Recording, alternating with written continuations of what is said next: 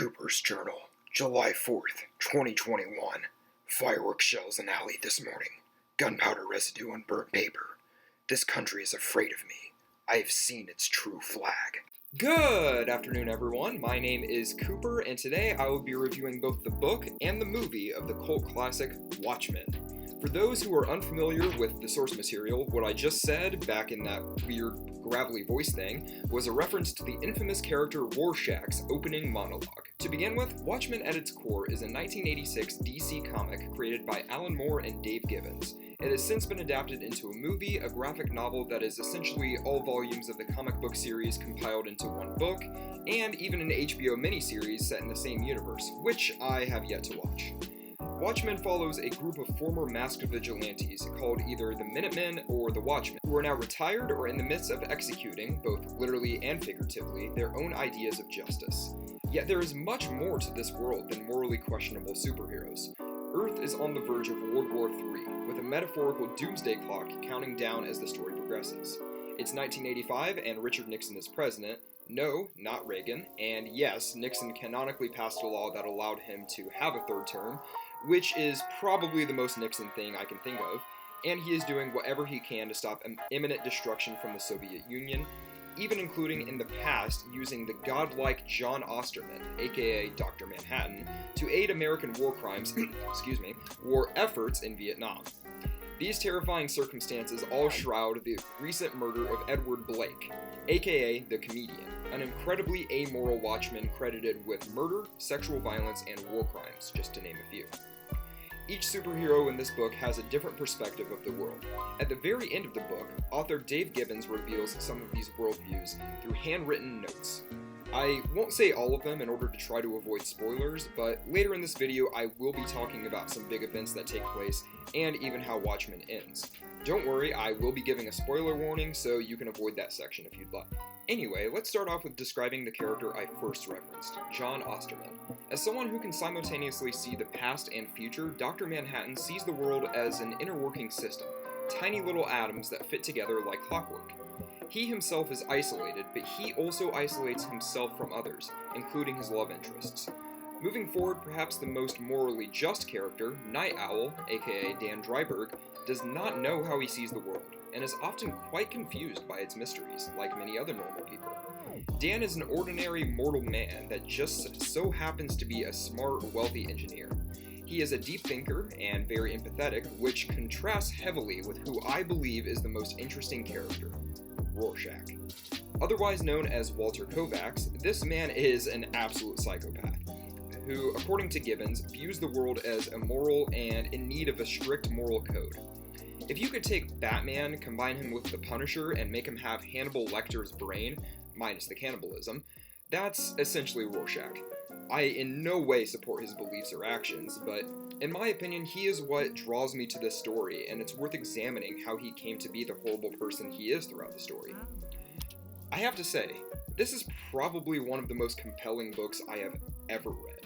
And the funny thing is, it isn't even presented in a typical novel format, but in the form of a graphic novel. Now, I know I'm a huge pop culture geek, so I'm not at all opposed to reading comics, but reading Watchmen was one of the few cases which I really had trouble putting down a graphic novel. I would read entire 20 to 30 page chapters in one sitting, and even decided to finish the entire rest of the book in one night when I had about 40 pages left.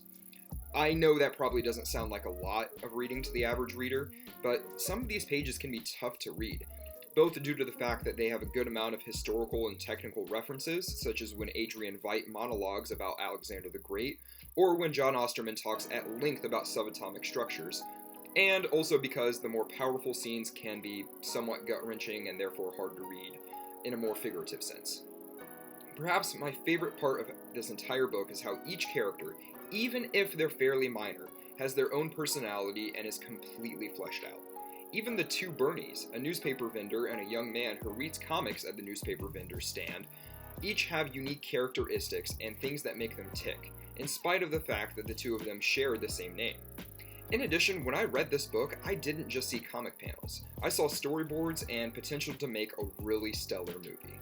And that's exactly what Zack Snyder's 2009 adaptation of Watchmen did. It is incredibly rare for me to see a movie that is so faithful to the source material, even down to the quotes and looks of certain scenes. I was beyond pleased to hear that Rorschach had pretty much the exact same voice I imagined him having when I read the book, and the overall looks of characters such as Adrian Veidt, Dr. Manhattan, Dan Dreiberg, and Sally Juspizek, who only goes by her Americanized name, Sally Jupiter, in the movie, are just perfect. With that said though, just like any movie adaptation of a good book, it's not perfect. And there are a few small critiques I have. For starters, while pretty much everyone is perfectly casted, Doc Manhattan's voice in the movie kinda creeps me out. In the book, he gave me a strong sense of comfort, but in the movie, he just comes off as sort of strange and alienating. Which, I mean, I suppose that's the whole point of his character, but it was a completely different vibe than the one I had when I initially read the book. Second, while the two Bernies are present in the movie, they are seemingly treated as extras, not playing a big part at all and never allowing the audience to see the true scope of their dynamic. This is actually one of many details that is left out of the movie, and I understand that it's maybe not as marketable or interesting to include everything from the comics, but I felt that these two were way too important of a duo to be left out like they were in the movie. Third, the story of how Rorschach got his mask is not present in the movie, which I actually found to be a really crucial detail in his characterization. Fourth, like many other fans, I feel as if this movie was made too soon. Some CGI sequences have just not aged well, and back in 2009 when this movie was made, superhero films were not a staple of Hollywood to as much of an extent as they are today. Back then, people would go see superhero movies for the point of it being high-octane fight scenes that maybe had some decent plots, rather than today's formula of having solid plots which happen to have high-octane fight scenes. While I do think that Watchmen has a great plot and ultimately is pretty faithful to the book, there are many areas in which it could have been improved simply if Zack Snyder had made it today, looking at the many successes of Marvel movies and the, shall we say, fewer successes of DC movies, before diving into this project. Last but not least, my final critique of this movie is its end. There will be spoilers ahead, so go ahead and skip to this part in the video if you would like to avoid them. So, at the end of the book, Adrian Veidt, otherwise known as Ozymandias, sends a nuclear creature to New York City, killing half of its population on impact. The book does an excellent job orchestrating the devastation of this event, showing multiple pages of the destruction with no lines of dialogue whatsoever. The movie, on the other hand, does not do this, and simply makes it out to seem like a less severe disaster has happened in New York, and Ozymandias framed it to look like Dr. Manhattan was at fault. Now, both the book and the movie do present the moral question of whether the heroes who were present at Veidt's hideout before he caused the Doomsday event should kill him for his actions, or if they should remain quiet and let humanity heal from what has happened. The heroes decide on the latter, out of fear that they'll face additional investigation if they murder the world's richest, smartest, and arguably most beloved man. Of course, though, Rorschach disagrees, leading to him being killed by Dr. Manhattan so that their plan can go on unhinged. I like how the movie treated Rorschach's death, even making his bloodstain look like a classic Rorschach test. Additionally, Dan Dreiberg witnessed Rorschach's death in the movie and is devastated due to the two of them being former partners. In the book, John Osterman simply tells him that Rorschach will not be making it back. In addition, the very end of the book concludes with a zoomed-in shot of a young newspaper intern's shirt, which is a smiley face with a ketchup stain on the top left side, a callback to the comedian's smiley face button having a bloodstain on it after his murder. In the book, this simply symbolized both the legacies and repercussions of the Watchmen continuing in the future, but in the movie, it doesn't just end there. It ends with Rorschach's journal being on top of a stack of papers in the newsroom, symbolizing how the story of the Watchmen, both holistically and individually, will continue to be told.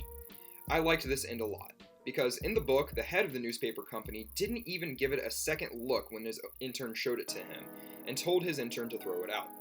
I found this disappointing, where the very end of the movie provides a sense of hope and satisfaction in knowing that Rorschach's tale, despite ending in gruesome death, is not exactly over. Alright, now that those spoilers are out of the way, it's time for me to give my final reviews. I know sometimes I'm kinda inconsistent on whether I give something a score out of 10 or out of 100. That's mainly based on if I feel comfortable rounding to a definite number, or if I feel that there are specific things keeping a movie from an exact 9, a game going a bit above a 7, or an album being too good to just be an 8. With that said, I feel comfortable giving a round number review to Watchmen.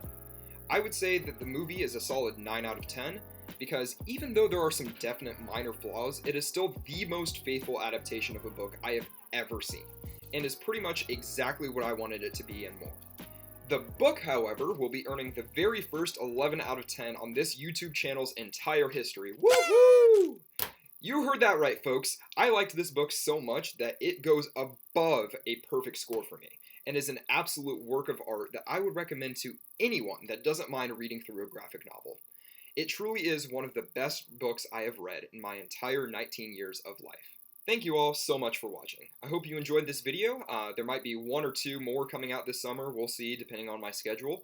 I'll be going back to college in August, so really no telling how many videos I'll have out then. But I hope you all enjoyed. Stay tuned for future episodes, and as always, stay groovy.